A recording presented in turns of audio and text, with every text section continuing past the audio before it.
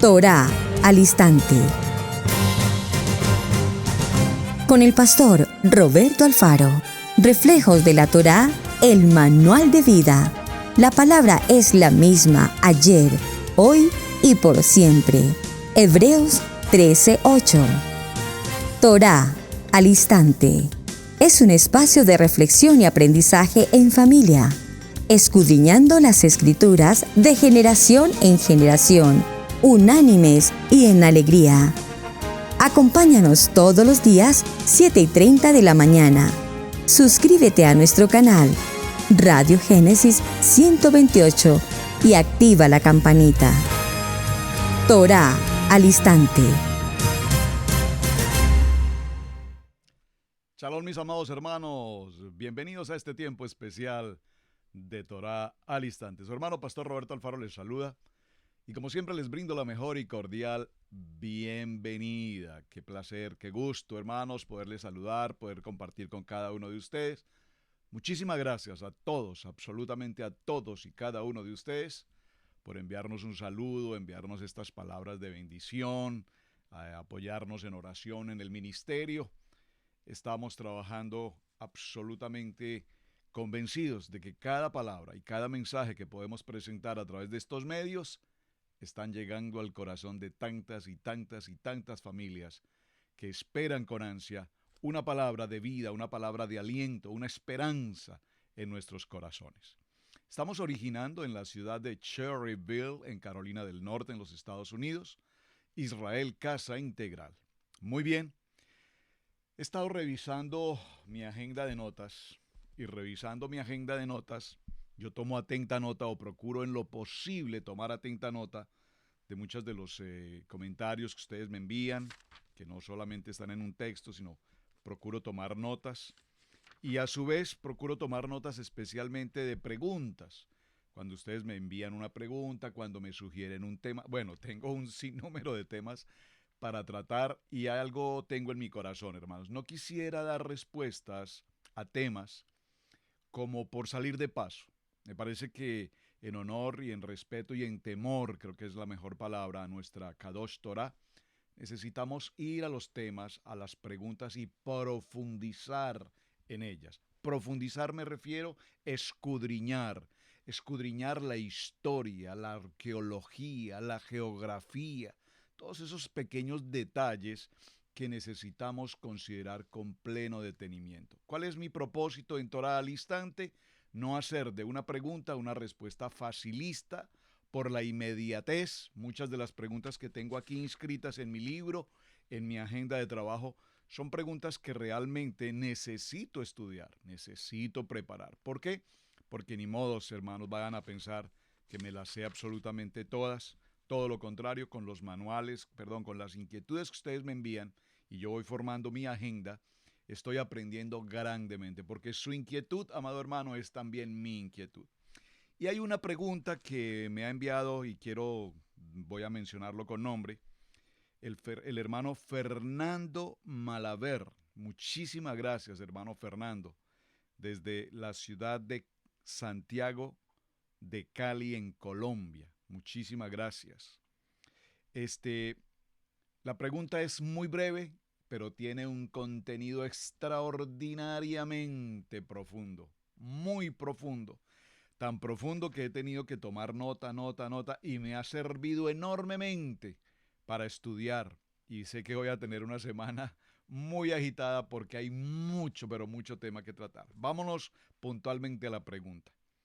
¿Qué es el canon de la Biblia? Vea qué interesante pregunta, tan sencilla, pero que definitivamente para hablar del canon de la Biblia tenemos que retroceder en la historia, por lo menos unos 3,000, si no más, 500 años.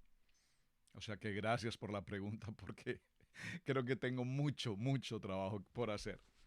Pero revisando un poco también mis notas y mi archivo fotográfico, saben que soy una persona, bueno, los hermanos que me conocen tal vez más de cerca, he sido desde muy niño muy apasionado a la fotografía. Y hoy tenemos la gran ventaja de utilizar estos elementos electrónicos tan disponibles a la mano, que inmediatamente tenemos la facilidad de hacer fotografía, y no solamente de hacer fotografía, sino hacer fotografía de muy buena calidad, con cámaras 4K, con muy buena calidad de color, de imagen, de foco, etcétera, etcétera. ¿Por qué menciono esto? Porque tuvimos como familia pastoral, el privilegio tal vez hace unos 2 años, y lo he estado mencionando en diferentes programas, cuando salimos a nuestras actividades de vacaciones, pues procuramos normalmente ir a lugares que tengan sentido histórico, preferiblemente contenido bíblico. Por ejemplo, visitando en Kentucky la réplica del Arca de Noé, es una experiencia maravillosa. Quienes puedan hacerlo, por favor vayan. Es una experiencia extraordinaria. Quienes han tenido la oportunidad, por ejemplo, de visitar Orlando en los Estados Unidos, la ciudad de Orlando, Florida, pues muy seguramente muchos vendrán con la intención de estar en los parques, en Walt Disney, yo no sé. Pero allí hay un parque temático muy importante. Bueno, hay varios. El Museo del Hombre, el Museo de la NASA, pero particularmente está un lugar llamado Holy Land, Tierra Santa, Holy Land. Este parque de Holy Land tiene una temática recreativa muy interesante, que tal vez los que han tenido la oportunidad de vivir esta experiencia saben. Yo lo viví por experiencia en 2 o 3 ocasiones que he estado en el parque. Atravesar la puerta después de entregar el ticket, el pase de entrada, al atravesar la puerta inmediatamente es como si se suscitara un portal. No sé si la palabra quede bien mencionar. Un portal es como trasladarse del siglo XXI e ir inmediatamente a la Biblia y estar en los pasajes, en los lugares, en los terrenos, con los personajes bíblicos. Es impresionante. Recuerdo que en alguna de las primeras, tal vez la primera visita que hicimos, íbamos como familia caminando por los diferentes pasillos recreativos, el monte Oreb,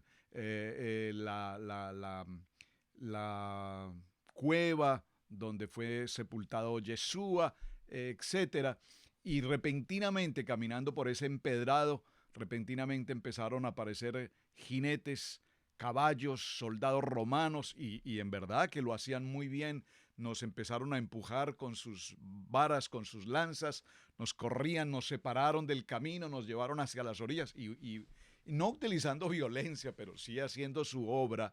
Es una obra teatral, es una representación, haciendo su trabajo muy bien hecho, y nos lanzaron hacia la orilla, y venía todo el proceso de lo que conocemos como el proceso del Calvario, a Yeshua tomando esa cruz y los soldados flagelándolo. Era tan impresionante la escena, tan real, tan evidentemente vívida, que incluso había personas a nuestro entorno que no solamente lloraban, sino recuerdo a una mujer en especial, ya una señora mayor, que incluso se desmayó, porque repito, era tan real la escena, tan vívida, que estas experiencias pues son de verdad dignas de ver, de valorar, de apreciar, de tener la oportunidad de vivir estos momentos. Sobre todo, repito, desde el punto de vista histórico y desde el punto de vista de la palabra. ¿Por qué estoy mencionando esto?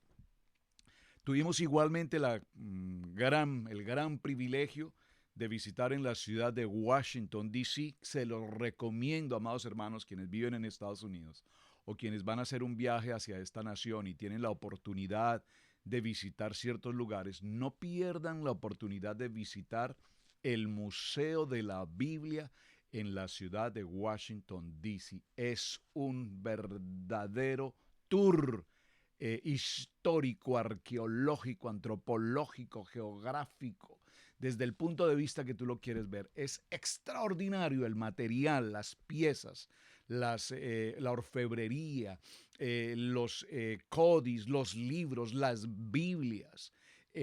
Bueno, es impresionante. ¿Y por qué estoy mencionando todo esto? A una pregunta tan sencilla: ¿qué es el canon de la Biblia? Porque si tú tienes la oportunidad de ir a este museo de la Biblia y tienes el día, ojalá 2 días disponibles para pasear cada salón, cada pabellón, cada lugar temático, y allí encontrar con originales, por favor escúcheme, originales. Hay documentos que han sido incluso facilitados por la Casa del Libro de Israel. Ustedes saben, la Casa del Libro donde reposan los rollos del Mar Muerto, Recordarán ustedes que tuvimos la oportunidad de entrevistar al doctor Royman, que es el director de la Casa del Libro en Israel, y él nos confirmaba que algunos elementos escritos encontrados en las cuevas de Qumran, entre otras, han sido facilitados al Museo de la Biblia en Washington, los originales. Esto es extraordinario.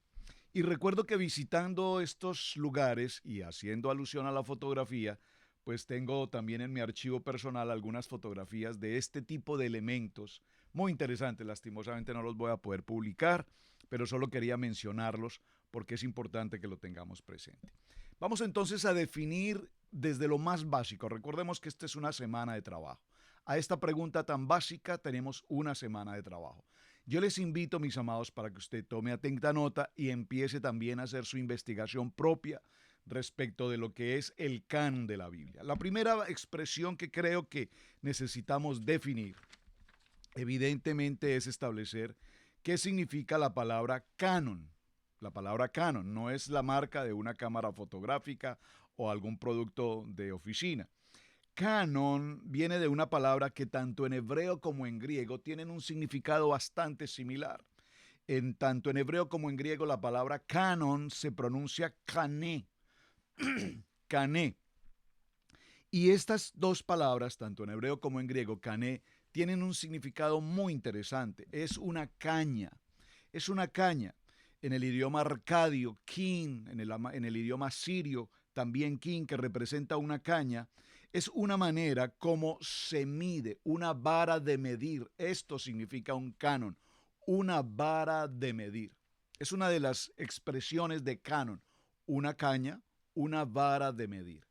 Pero también encontraremos otra definición muy interesante. También canon tiene que ver con una norma, con una ley, con una determinación, es decir, que de acuerdo a una manera de comportarse, de actuar, es decir, que el canon tiene en sí inscrito un estilo de vida. El canon es un elemento que determina, que clasifica, que mide. ¿Y por qué estoy mencionando esto? Porque evidentemente recordemos que nosotros estamos frente a una expresión muy típica, el canon de la Biblia. Hay diferentes tipos de canon, incluso tenemos hoy el canon de la belleza, tenemos entre otros el canon de Alejandría. Procuraré en el transcurso de la semana, si el tiempo no lo permite, entrar a esos detalles, pero los estoy mencionando como parte de la introducción de nuestro tema en este horario. Muy bien, entonces, es importante cuando mencionamos que canon, caña, vara de medir. Recordemos que cuando hoy tomamos medidas en una casa, se toman las medidas de largo, de ancho, de alto, se utiliza lo que conocemos como un metro, un tape en español, en inglés, un metro, para medir. Esa es la caña, esa es el canon, para medir. Igualmente es interesante porque, repito, la palabra canon también nos hace alusión a una norma, a una ley, a un estilo de vida, a un comportamiento. ¿Y por qué es interesante esto? Porque si nosotros vemos, por ejemplo, en el libro de Gálatas y en el libro de Filipenses, el apóstol Pablo, nos habla en algunas ocasiones que miremos cómo andamos, mirad cómo andáis. Y ese mirar cómo caminas, miremos cómo andamos, miremos en qué pensamos, miremos en qué vemos, miremos qué escuchamos, mirad, guardad cómo andéis. Esto lo que nos está hablando es de esta norma, del canon, de comportamiento, como creyentes, como conocedores de la palabra, como Kohanim, como hombres kadosh, como familias, como los mishpajá de la Torá.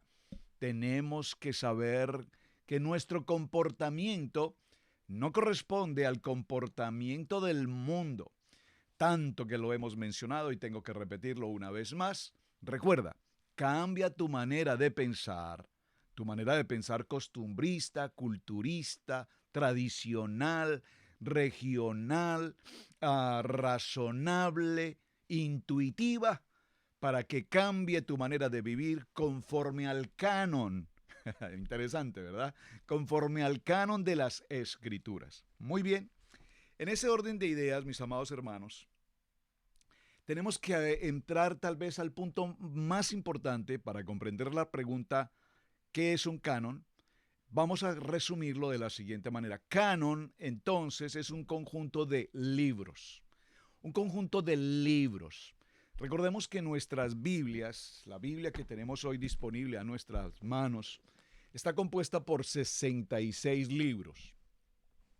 39 en el Antiguo Testamento, 27 para el Nuevo Testamento. Entonces, ¿qué tenemos? 66 libros que componen 66 libros unidos en ejad, puedo decirlo, en unidad, forman un libro llamado Biblia. La palabra Biblia viene del latín biblius, que representa libros, y es ese conjunto de libros canónicos. Observen la definición tan importante. La palabra Biblia es un conjunto de libros que forman un libro. Todos estos libros, 66 para nuestras Biblias. Tenemos que ir despacio, mis amados hermanos, porque aquí tenemos que diferenciar los 66 libros de lo que se conoce como la Biblia protestante o reformada y diferenciarlos de los libros que aparecen en la Biblia llamada católica. De allí, de hecho, viene la Septuaginta, que eso también lo veremos, y de hecho les invito para que usted busque en Estudio Bíblico Devocional, aquí en Israel Casa Integral, un video que grabé aproximadamente hace unos 3 años, pero está vigente, la palabra será siempre la misma, sobre este mismo tema, pero enfocado un poco más al contexto de la historia de los libros. Se lo recomiendo, por favor, vaya a ese video, búsquelo. Voy a poder colocarlo aquí abajo para que quede el reporte hacia donde usted pueda direccionarlo. Y por favor, vea ese video. Ahora, ese conjunto de libros son libros llamados canónicos. Entonces, para la respuesta de mi hermano Fernando a la pregunta facilista, ¿qué es un canon? La respuesta está aquí. Un canon es un conjunto de libros inspirados. Por favor, preste mucha atención a la palabra inspirados, porque el verdadero secreto o la verdadera importancia del canon de la Biblia está en su inspiración.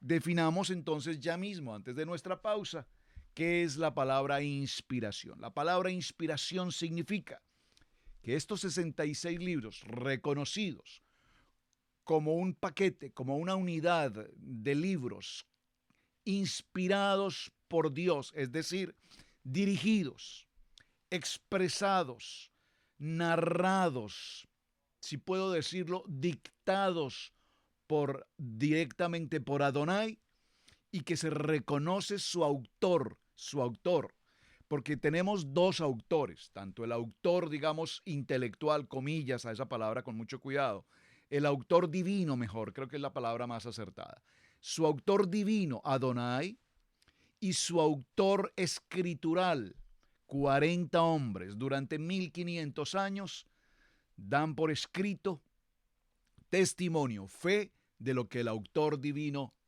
indicó que se debía escribir. A ese conjunto de 66 libros divinos, inspirados por Dios a través de hombres, entonces se le conoce como el canon. Estos son los libros canónicos. Creo que la respuesta, espero por favor que la respuesta esté clara, espero que haya claridad. Perdónenme si soy repetitivo en algunas cosas, pero prefiero ser repetitivo y, como diría la pastora Pili, un poquito cansón al respecto, pero como maestro tengo que insistir para que estos conceptos tan importantes nos queden suficientemente claros para la enseñanza de esta semana que apenas estamos comenzando.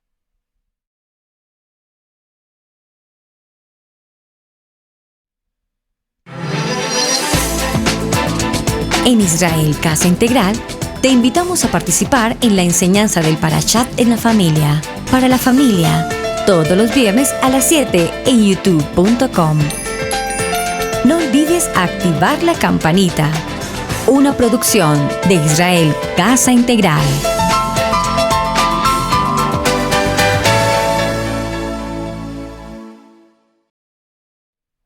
Muy bien, mis amados hermanos.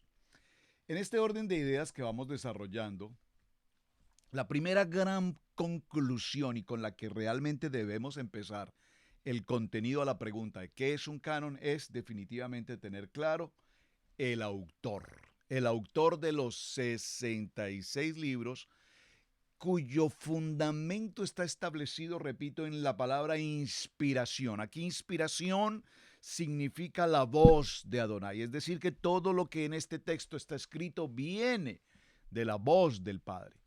Pero es muy interesante, y esto procuraré, repito, si el tiempo me lo permite, que lo veamos en el transcurso de la semana. Es muy interesante notar que autores como por ejemplo Pablo en algunas de sus cartas escribe algunos textos tomados de la cultura del momento, Vamos a pensar como un dicho popular, un refrán, y aparece inscrito, y veremos en su momento los detalles. Aparecen inscritos en la Biblia. Entonces la pregunta es, ¿ese dicho popular de la cultura del momento tiene inspiración divina? Es un punto muy interesante. ¿Por qué? Porque evidentemente el autor, como Pablo, repito, en algunas de sus cartas, ha tomado varios puntos de la cultura normal, como mencionar, por ejemplo, que Augusto César dio una ordenanza para que se llevara a cabo un empadronamiento a toda la tierra, a las naciones por lo menos. Eso, ¿qué tiene de inspiración divina? Pues evidentemente no tiene nada de inspiración divina. Pero cuando miramos el contexto de lo que Pablo está explicando respecto a ese punto en particular, que solo lo estoy mencionando, luego lo veremos con el texto, pues entenderemos la importancia de esa alusión. El mismo Pablo hace mención, por ejemplo, a algunos poetas. En el libro de Tito, hablando en la carta a Tito, menciona el caso de un poeta griego. ¿Qué tiene que ver un poeta griego con una inspiración divina? ¿Y por qué hago esta mención?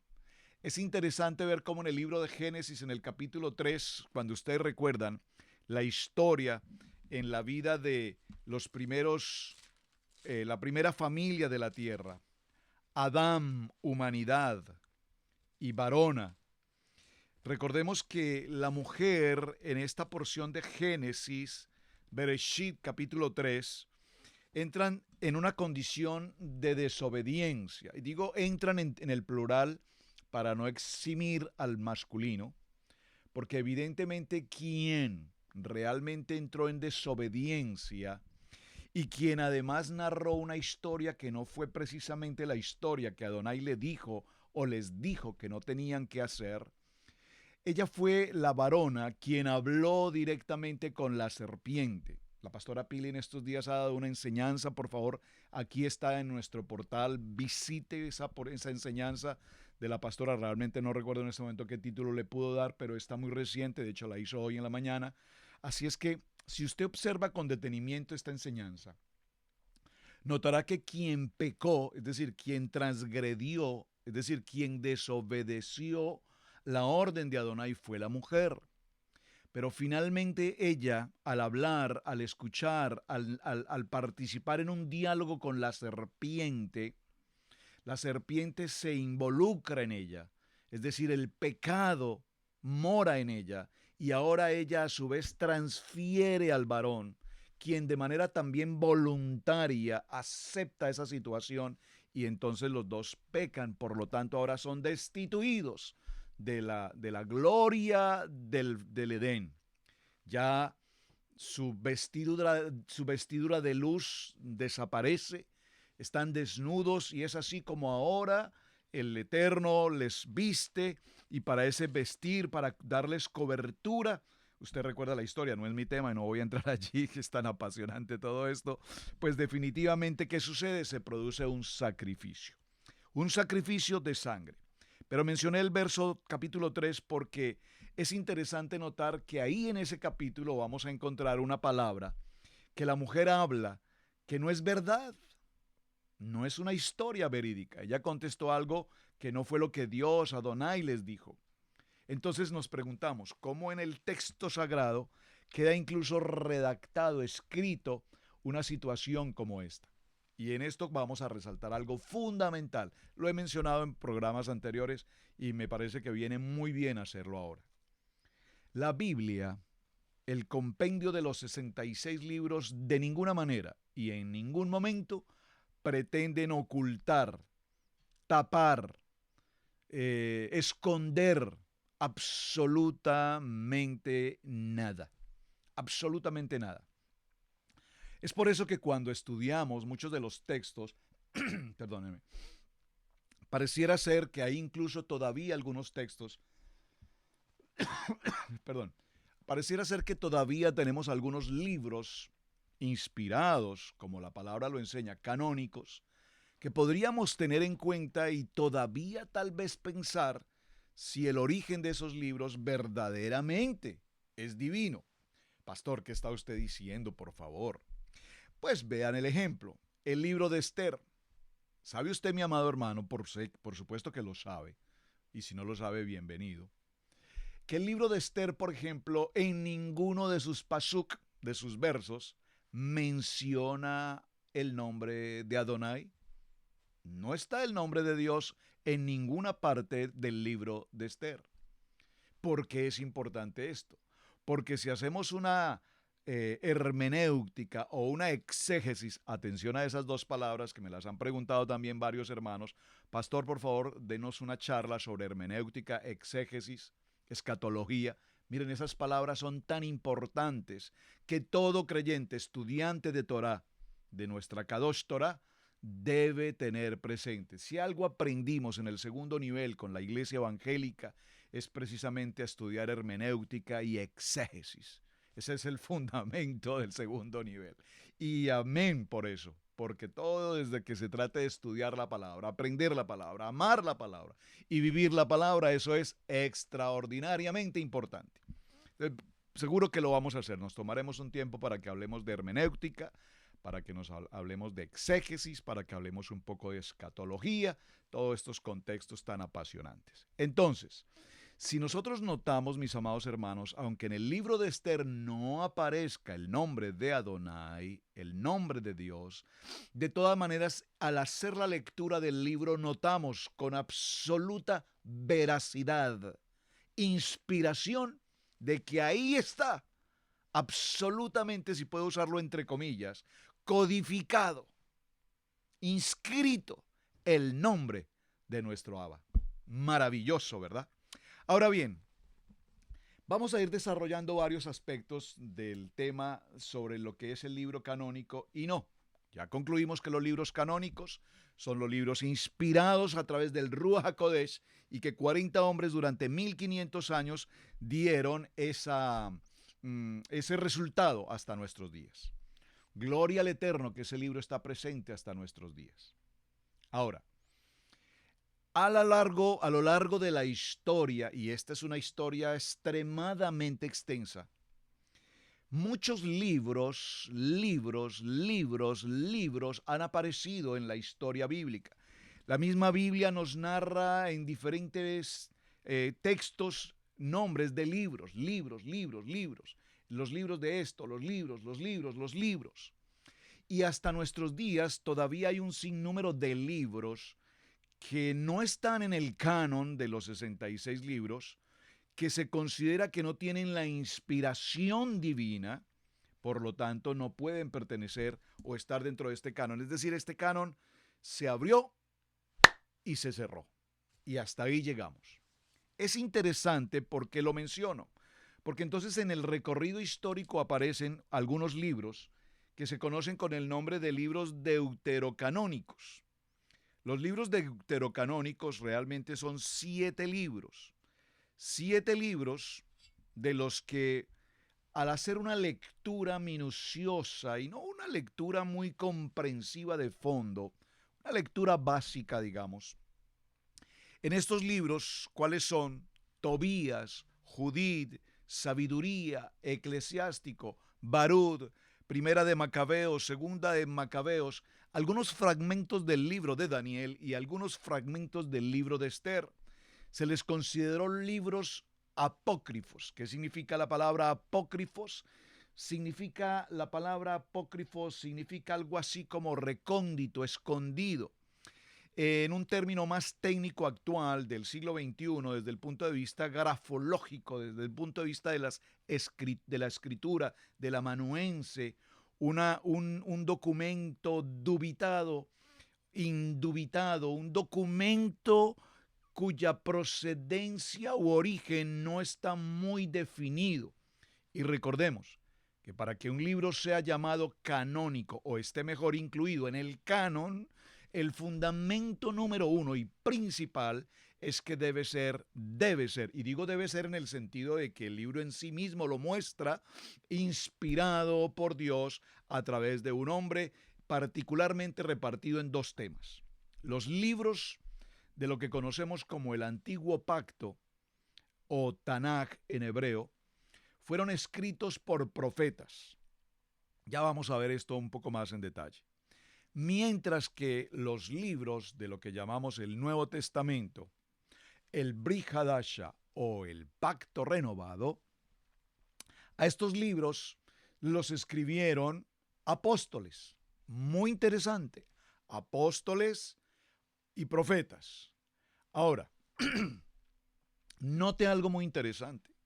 No siempre los libros del Nuevo Pacto o del Pacto Renovado o del Brit Hadasha en hebreo fueron escritos por apóstoles.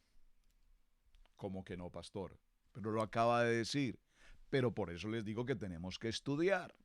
Porque, por ejemplo, el Evangelio de Marcos no fue un apóstol. Espero que usted sepa eso. Hermano, yo estoy hablando a personas que estudian palabra, estoy hablándole a personas que conocen de la palabra, que tienen 10, 15, 20 años estudiando Biblia, o sea que creo que lo que estoy mencionando aquí, no estoy diciendo cosas relativamente muy nuevas, lo hago repetitivo porque hay muchas personas que nos acompañan por primera vez, algunas personas están apenas dando los primeros pasos, entonces yo prefiero dirigir el tema más a personas muy nuevas que a muchos conocedores que presumen de conocer y saber durante 20 o 30 años y que de pronto escuchan una charla como esta y dicen, ciertamente no lo sabía. Pues no os preocupéis, amados hermanos, porque igualmente todos los días yo estoy aprendiendo algo más. El Evangelio de Marcos, perdónenme hermanos, el Evangelio de Marcos corresponde a un evangelio que no fue, repito, Marcos un apóstol, pero una característica fundamental de un libro canónico que no haya sido escrito por el profeta directamente o por el apóstol directamente, entonces si fue suscrito, está bien la palabra suscrito, si fue manuscrito por un ayudante, por un escribiente, por un asistente del cual su autor principal lo valora, lo avalúa, no es la palabra avalúa, a ver, deme la palabra. Cuando una persona representa a otro y lo determina, lo establece, lo avalúa, creo que la palabra en español está bien. Entonces, ¿quién apadrinó? Es un poco más fácil decirlo así. ¿Quién apadrinó a Marcos? Evidentemente Pedro. Gracias, Pedro, por habernos permitido el Evangelio de Marcos. Que repito, Marcos no fue un apóstol. Otro ejemplo. El otro ejemplo que tenemos aquí en el texto bíblico, ¿cuál es? El libro de Lucas. Recuerden que el libro de Lucas no fue un apóstol, pero el libro de Lucas fue avalado, encontré la palabra, avalado, digámoslo en un castellano más simple, apadrinado por el apóstol Pablo. Muy bien, interesante. Entonces, dentro de estos libros que aparecen, los 7 libros que he mencionado, que aparecen aparte de los 66 que se consideran los libros canónicos, es interesante recordar que las Biblias, de a partir de la Septuaginta, por ejemplo, la Septuaginta o la versión del 70, sobre eso ya hablé en los programas anteriores, búsquelos por favor, le recomiendo por favor vaya a esos programas. Fueron, recuerdo, 2, 3 años antes estos programas de estudio bíblico devocional extraordinarios, muy profundos, con un lenguaje muy sencillo, pero que vale la pena, mi amado hermano, que usted los ubique y por favor vea esos programas. porque allí hablamos de la Septuaginta, la versión del 70, la Biblia del oso. Estas Biblias, perdónenme, traían consigo incluidos los libros apócrifos deuterocanónicos, que ya mencioné: Tobías, Judith, Sabiduría, Eclesiástico, Baruch, Primera Macabeos, Segunda Macabeos y algunos fragmentos de Daniel y de Esther. Entonces, las Biblias que probablemente muchos de nosotros desde un principio tomamos, los del primer nivel en la Iglesia Católica, nuestra Biblia católica trae más libros, 7 libros de más, con respecto a lo que es la Biblia, repito, llamada protestante, después de la Reforma, y eso es otro tema, etcétera, etcétera. Muy bien, entonces vamos a hacer un pequeño resumen para ir a nuestra segunda pausa y ya vamos a retomar. La Biblia entonces procede de un contexto del latín Biblius, donde se refiere a un conjunto de libros. 66 libros unidos forman un solo libro, al que conocemos como libro canónico, el libro de los 66 libros, y que para que sean libros canónicos se debe haber establecido a lo largo de la historia. Esto no fue un asunto de concilios, esto no fue un asunto de una iglesia en particular, esto fue un asunto de la historia, y allí quiero que entremos hoy para cerrar nuestro tema. Entonces se establece su autoría inspirada, la voz de Adonai que habla a través de 40 hombres, 1500 años, que evidentemente certifican esa autoría. Miren qué interesante esto, mis amados hermanos. Por primera vez la palabra deuterocanónico aparece en el libro de Macabeos. Si usted tiene una Biblia católica, que espero que la tenga, pastor, ¿qué está diciendo? ¿Cómo se le ocurre que vamos a tener una Biblia católica a nosotros los creyentes estudiantes de Torá? Pues mi amado hermano, si no la tienes, te recomiendo que la tengas. ¿Por qué? Miren esto, hermanos. Este es un programa que también quiero hacer, que el Eterno me dirija y me dé el tiempo y la sabiduría para hacer este programa. Observen, tenemos una aberración emocional, congénita, establecida, que se llama antisemitismo, antifobia judía, entre otras cosas. Y parece que entre esas fobias que tenemos, pareciera ser que si tenemos en nuestra estante, aquí en nuestra librería, una Biblia católica, pareciera ser que esto nos va a contaminar. Pero por favor, mis amados hermanos, por favor, una Biblia católica tiene los 66 libros que tenemos en nuestra Biblia tradicional reformada, solo que se le adicionaron 7 libros más, que hoy estamos entendiendo que no son libros probablemente inspirados, y eso lo vamos a ver por la escritura, por la terminología, por la expresión, no tiene la inspiración, se puede clasificar, pero que por favor de ninguna manera son anatema, por favor, todo lo contrario. Los libros deuterocanónicos, apócrifos o pseudo, también podríamos llamarlos, son libros que tienen un valor totalmente histórico. Por favor, téngalo presente. Si usted tiene la oportunidad, y es el tema, repito, que lo tengo en mente hace días por hacerlo, y empezamos a hacer algunos estudios desde el punto de vista de un texto bíblico católico versus la versión, digamos, reina, reformada, nos daremos cuenta que incluso en una versión católica hay más certeza. Présteme atención a esto, hermanos. Hay más certeza escritural del hebreo al español que en las versiones que nosotros leemos hoy en español. Ni se diga, mi amado hermano, y perdóneme que me abra un poquito en el tema, no quiero salirme de la línea, pero son cosas que considero importante tratar. Ni se diga, cuando hablamos a propósito de versiones, y sí, me fui del tema, cuando hablamos de versiones, ni se diga entre tantas y tantas versiones que tenemos disponibles en los mercados hoy, digo en los mercados literarios. Si alguno de ustedes, mis amados hermanos, tiene a su disposición la NBI, la nueva versión internacional, a mucha gente en español particularmente, y pasa en inglés, la versión internacional en inglés también, ha gustado a mucha gente. Le ha gustado a mucha gente porque los traductores de la versión internacional lo que procuraron hacer fue tomar el original, traer el original del original hebreo al español, pero cuando se encontraron con algunas ciertas palabras, los autores de la nueva versión internacional NBI decidieron eliminar versículos. Más de 1200 versículos bíblicos han sido eliminados en la nueva versión internacional. Por favor, por favor, por favor, ¿cómo podemos entender que un grupo de hombres estudiosos, voy a colocarlo entre comillas, tomen la decisión de eliminar más de 1200 versículos bíblicos y quitar la deidad, quitar la divinidad de nuestro Padre, el autor divino de los libros canónicos? Así es que, con todo respeto, si usted tiene una versión nueva, versión internacional, le dejo a su libre elección qué hacer con ella, pero en lo posible no la tenga. Téngala de pronto como archivo si es necesario, como para confirmar lo que estamos hablando.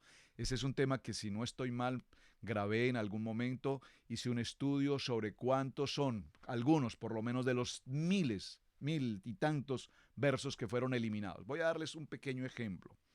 ¿Recuerdan esta historia cuando Yeshua en la sinagoga leyó la palabra e inmediatamente los hombres de la sinagoga, dice el texto, estoy parafraseando, que se levantaron y tomaron piedras para tratar de apedrearlo? En la nueva versión internacional simplemente llega así: él se escondió y escapó. Pero en la Reina Valera dice: él salió y pasó por frente a todos y se fue. Pero ese pequeño detalle tan importante en la historia, digo tan importante porque tiene un contenido espiritual profundo, fue retirado de la versión internacional.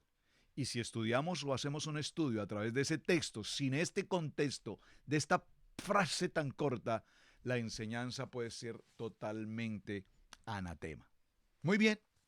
Entonces, en el libro de Macabeos, en el capítulo 12, verso 9, estoy en la Biblia de los libros apócrifos, dice: donde la Biblia es el plural de Biblius, aparece por primera vez en un rollo, en un papiro.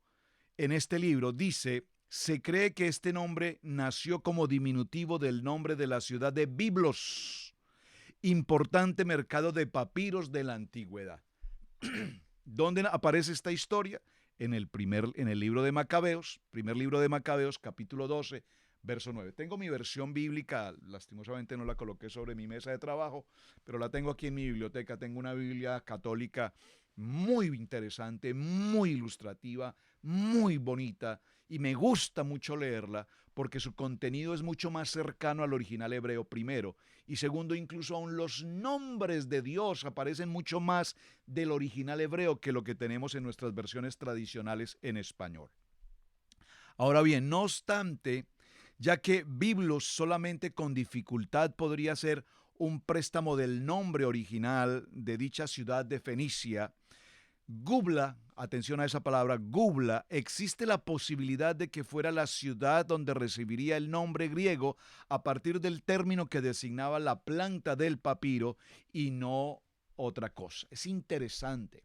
Los fenicios empiezan el proceso de la elaboración del papel, del papiro, y a través de esa elaboración del papel, cuando empieza el proceso de la escritura. A propósito de esto, me acabo de acordar algo muy interesante. Hablando de la escritura, ¿verdad? Hay tantas cosas que tenemos que tratar. Perdónenme porque estoy en la introducción del tema y por mi cabeza vuelan muchas ideas. Es interesante notar que hay una escuela llamada la Escuela de la Alta Crítica. Está vigente hasta el día de hoy. La Escuela de la Alta Crítica está formada por un sinnúmero de grandes estudiosos, teólogos, maestros bíblicos. Estoy hablando de personas que han estudiado en idiomas, en griego, el arameo, todas las lenguas posibles, y han hecho estudios de la Biblia, de toda su historia, su contenido, etc. Y esta alta crítica ha considerado cosas tan increíblemente impresionantes como esta. Por ejemplo, que Moshe, a quien se le atribuye y nosotros por fe y emuná así lo creemos, a quien se le atribuye la escritura de los 5 primeros libros de la Biblia, llamado Torá, en hebreo, griego, Pentateuco, pues para la alta crítica estos 5 libros nunca pudieron haber sido escritos por Moisés. A la pregunta, ¿por qué? ¿Por qué alta crítica? ¿Por qué teólogos, eminentes teólogos, PhD, Magister de teología, les pregunto, ¿por qué no pueden creer que Moshe haya escrito la Torá? Porque para el tiempo de Moshe, Moshe probablemente no sabía escribir. Por favor, por favor, por favor, por favor, hermanos teólogos de la ciencia teológica, ¿acaso no recuerdan la historia tan apasionante del libro de Éxodo? El Génesis al principio, cuando nos narra toda esta historia de la vida de Moshe en el Éxodo, cuando puesto en una canasta fue recogido por Batia, la hija de Faraón, y llevado al Faraón, adoptado como hijo de la hija del Faraón, sabiendo que era un hombre hebreo, y dice la palabra que creció y durante 40 años, sus primeros 40 años de vida, permaneció en el Faraón, preparándose en la alta academia, en la alta educación, en la arquitectura, en las ciencias, en la matemática, en todo lo que tenía que ver con ciencia académica. Por favor, que Moshe no sabía escribir. ¿De dónde aparece esa historia, amados señores de la alta crítica? Por favor. Tanto leemos la escritura que no encontramos esos pequeños detalles cuando se nos habla de la elocuencia, que Faraón se impresionaba de ver la calidad, el estilo, la sapiencia que tenía Moshe, y que la gran preocupación por demás que tenía el mismo Faraón era que su hijo Ramsés no tenía tal conocimiento ni tal capacidad intelectual en toda la organización del imperio como la tenía el mismo Moshe. Por lo tanto, descartada la opinión de la alta crítica. Evidentemente, se atribuye la escritura de los primeros 5 libros de la Torá a nuestro amado Moshe, así lo creemos y así en firme estamos. Vamos a nuestra segunda pausa y ya regresamos. En Israel Casa Integral, te invitamos a participar en la enseñanza del Parashat en la familia, para la familia, todos los viernes a las 7 en youtube.com. No olvides activar la campanita. Una producción de Israel Casa Integral.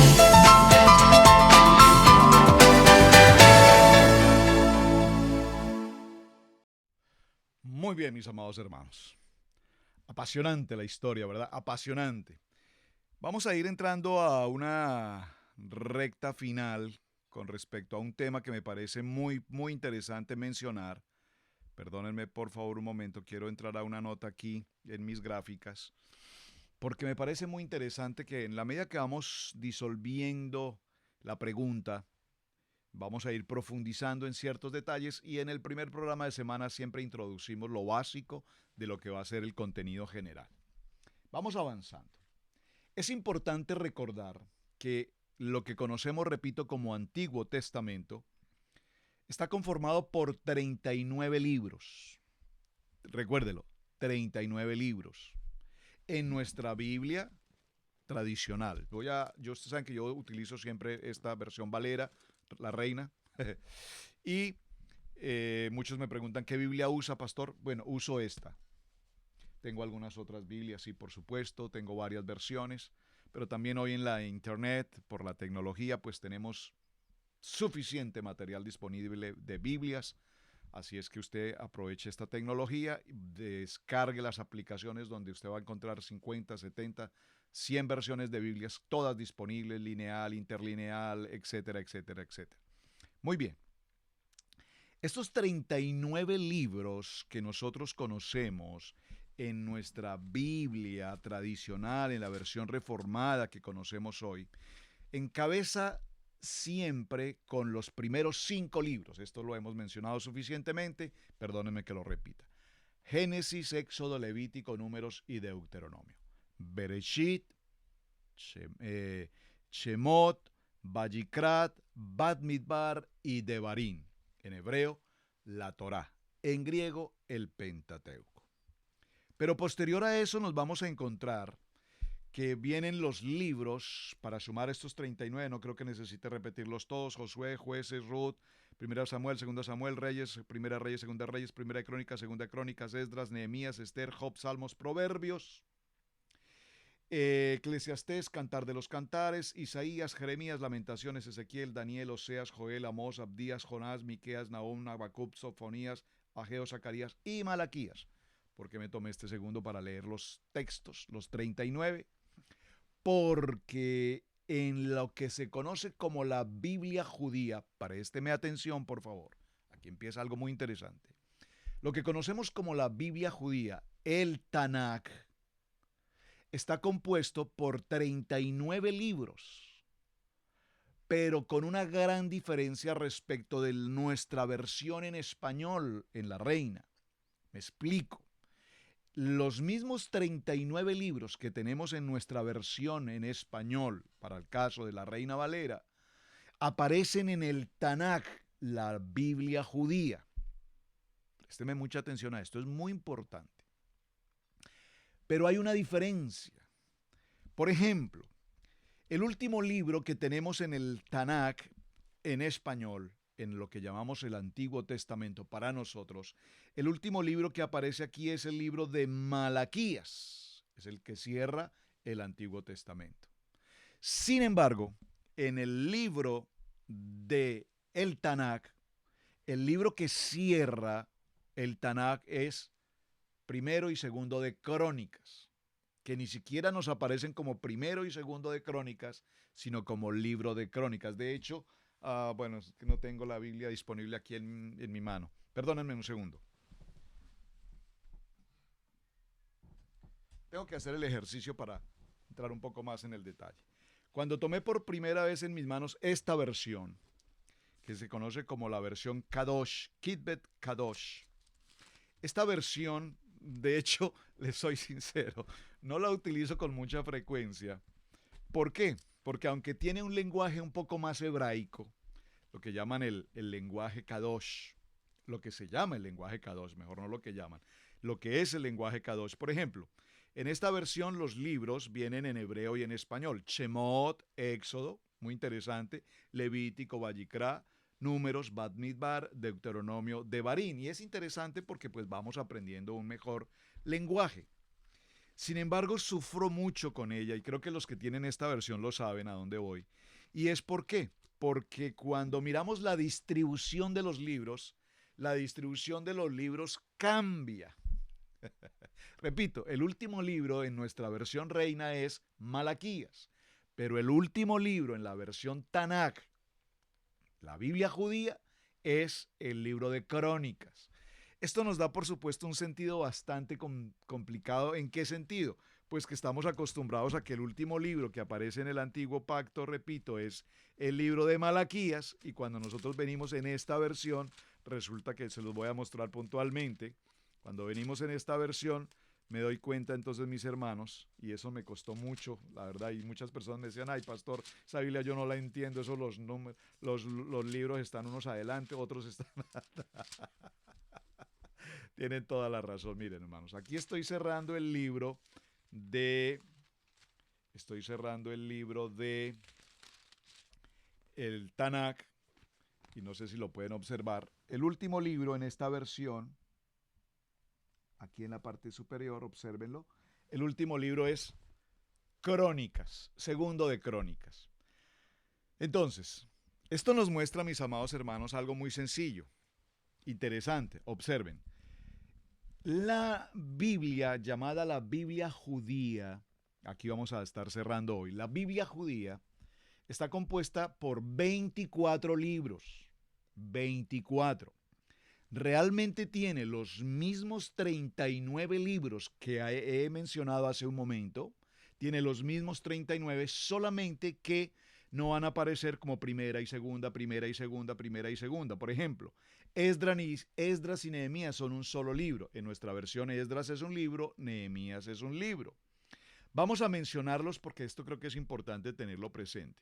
Para los hermanos que están a través de Telegram o para los hermanos que están ya inscritos con nosotros en Easy Israel, Casa Integral o Easy Colombia o Easy Europa, Easy Italia, Easy Cherryville, o pertenecen a la red élite o cualquiera de los grupos, gracias. Yo les voy a enviar esta tabla, se las voy a colocar o la voy a publicar, mejor, la voy a publicar a través de Roberto Alfaro en Facebook y en Telegram para que usted la tenga disponible. Si no está usted conectado con nosotros directamente en alguno de nuestros portales, entonces le invito, búsquela en internet, allí está disponible. La Biblia hebrea, repito, o el Tanakh, es un acrónimo. Es un acrónimo que tiene consigo 3 grupos. Es decir, la primera historia de la Biblia que conocemos es el Tanakh. Todo lo que nosotros tenemos hoy en nuestras Biblias viene del pueblo judío a través del Tanakh. El acrónimo de Tanakh representa, primero, la palabra Torah, que son, repito, los primeros 5 libros de la Biblia que ya los mencionamos.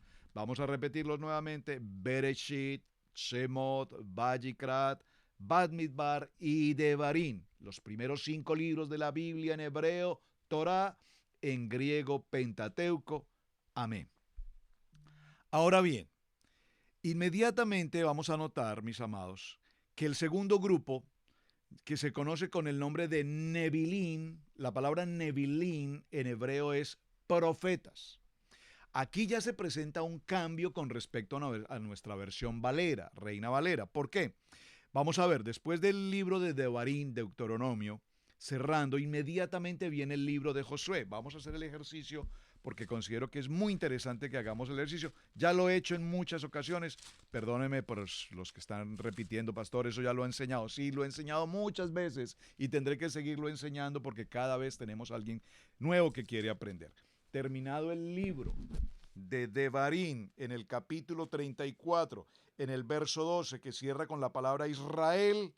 Recuerden que en la palabra Israel, las letras que forman la palabra Israel, recuerden que están establecidas los 4 nombres de las matriarcas y los 3 nombres de los patriarcas, con las letras de los nombres de los Abraham, Isaac y Jacob, Sara, Rebeca, Lía, las cuatro mujeres.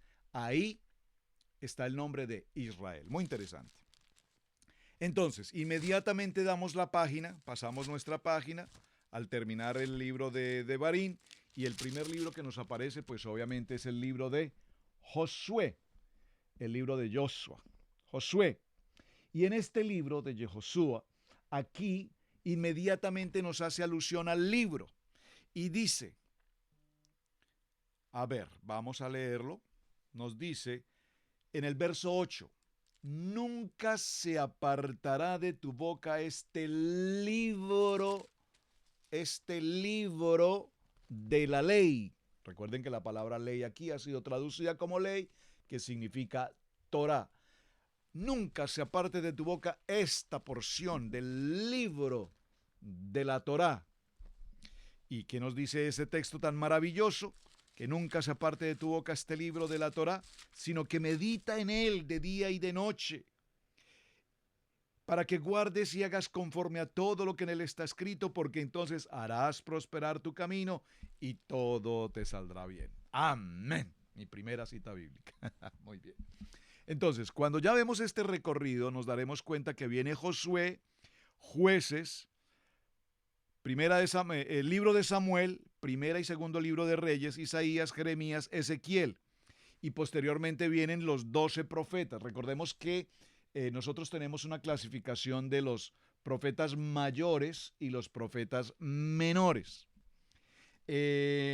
Cuando hicimos la pregunta en uno de los programas anteriores, ¿quiénes eran los profetas mayores y quiénes los profetas menores?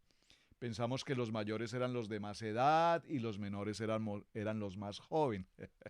Una gran conclusión, que obviamente no es. La verdadera respuesta a esto es que hay profetas mayores porque su contenido de libro extenso es mayor, la extensión de su libro es mayor. Y hay profetas menores porque su contenido de texto es menor, libros de un solo capítulo solamente, mientras que habrá otros con mayores capítulos. Eso es la diferencia entre mayores o menores, aunque realmente en el Tanaj no los conocemos en el término judío como libros, como profetas mayores o menores, sino como profetas anteriores y profetas posteriores. Muy interesante. Es muy interesante, hermanos, por ejemplo, que cuando se habla de un libro, vamos a mencionar, por ejemplo, Ezequiel, no se menciona, y tengo que entrar al texto porque quiero que lo hagamos típicamente con el texto bíblico, pero si no estoy mal, en el Evangelio de Marcos se hace mención a un libro que dice, como aparece en el libro de Isaías. Y cuando tú vas al texto de Isaías y buscas ese texto, te darás cuenta que vas a decir, no, pero aquí en ese texto esa cita no dice eso. Pero si lo buscas en el libro de Ezequiel, ahí en el libro de Ezequiel sí aparece. Entonces aparece la conspiración de la alta crítica. No, la alta crítica no cometería ese error nunca. Perdónenme, hermanos de la alta crítica. Aparecen las conspiraciones de alguna persona diciendo, la Biblia tiene un error porque me está mencionando Isaías cuando realmente es en el libro de Ezequiel. Pues mis amados hermanos, esto es interesantísimo. No es que haya un error, aparentemente hay un error. Pero lo que sucede en el proceso de la historia de este texto que estamos revisando es que cuando hay un libro que está dentro del contexto de los profetas mayores, digamos, como Isaías, entonces siempre se le atribuirá el nombre al mayor. Y no se mencionará, en el caso de Ezequiel, no se menciona a Ezequiel, sino se menciona a Isaías. Qué cosa tan maravillosa, ¿no les parece, hermanos? Pero ese pequeño detalle puede haber, y estoy seguro que ha causado a nivel doctrinal, en el segundo nivel, muchos problemas. En el Instituto Bíblico yo recuerdo cuando se nos habló sobre esto y el gran maestro, porque era un gran maestro, nuestro maestro de Instituto Bíblico, y nos dijo, son errores bíblicos. Y no son errores bíblicos. Dentro del contexto de la Tanaj, de la Biblia hebrea, solo se mencionará al profeta mayor, no se menciona al profeta menor, pero no significa que esto no esté en el libro de Ezequiel, sino que se le asignó, si puedo decirlo de esta manera, al libro de Isaías. Un ejemplo un poquito parecido al tema, ya que estamos hablando de tantas cosas juntas a la vez, es el caso, por ejemplo, cuando se menciona la tribu de Judá. Con la tribu de Judá recordemos que estaban también Benjamín y había una porción de levitas que fueron los que permanecieron. Pero nunca se menciona a Benjamín ni se menciona a los levitas, siempre se menciona la tribu de Judá. Esa es, para concluir un poco, la historia más real de lo que estoy significando. Ahora, entonces tenemos los 12 profetas, Oseas, Joel, Amós, Abdías, Jonás, Miqueas, Nahum, Habacuc, Sofonías, Ageo y Zacarías. Esto esto está dentro del grupo de los Nebilín. Y finalmente el Tanaj cierra, recuerden, el Tanaj tiene 3 grupos: Torá, Nebilín, profetas anteriores, profetas posteriores, lo que conocemos como profetas menores, profetas mayores, perdón. Y finalmente el tercer grupo lo forman los Ketubín. ¿Quiénes son los Ketubín? Los Ketubín son los libros conocidos como los libros de sapiencia. Tenemos Salmos, Proverbios, Job, Cantar de los Cantares, Ruth, Lamentaciones, Eclesiastés, Esther, y cierra, observen, el último libro del Ketubín en el Tanaj, repito, es Crónicas. El antepenúltimo es Esdras y Nehemías, que es un solo libro, y el penúltimo, penúltimo, Esdras y Nehemías, y antepenúltimo, el libro de Daniel. Entonces, cuando en esta versión yo buscaba el libro de Daniel y lo buscaba por aquí, por esta sección, resulta que es el antepenúltimo, es decir, que allí es lo importante establecer. Repito, cerramos aquí. Tenemos en el Tanaj, la Biblia hebrea, los mismos 39 libros que conocemos hoy en nuestra versión Reina Valera, o en la versión reformada, si puedo decir, de la Reforma mejor, o como se conoce también como la versión protestante. que también están en la versión católica. Pero la diferencia, repito, es que allí no hay separación de libros, sino que algunos libros hacen uno solo. Ejemplo sencillo, Esdras y Nehemías forman uno solo. Y Crónicas también. Entonces, mis amados hermanos, este ha sido nuestro tema. Esta es la introducción a la semana. Apasionante, ¿no les parece? Mucho tema que estudiar. Espero que con esta introducción hayamos logrado hoy hacer claridad. Estoy seguro de que hemos hecho claridad en el corazón de muchos hermanos a pequeñas cosas tan importantes que probablemente nunca habíamos estudiado, nunca habíamos siquiera pensado en esos pequeños detalles, pero que hacen una gran diferencia y que nos apasionan. Por eso cuando hacemos nuestro Havdalah en el cierre de Shabbat y tomamos el jalá, el pan, y esparcimos la miel, decimos, esa miel representa la dulzura de la palabra, porque esto es una dulzura, hermano, esto es un manjar, estudiar esta preciosura que tenemos frente a nosotros, la Biblia, los libros canónicos, los libros inspirados. Bien, mis amados hermanos, shalom para todos, Boker Tov, tengan un muy buen día y espero verles el día de mañana en la continuación de este apasionante tema. Aquí, desde Israel Casa Integral, su hermano Pastor Roberto Alfaro. Me despido hasta el día de mañana. Shalom. Hemos presentado Torá al Instante con el pastor Roberto Alfaro. Para nosotros es un privilegio poder servirles. Contáctanos a nuestro correo electrónico radiogenesis128@gmail.com.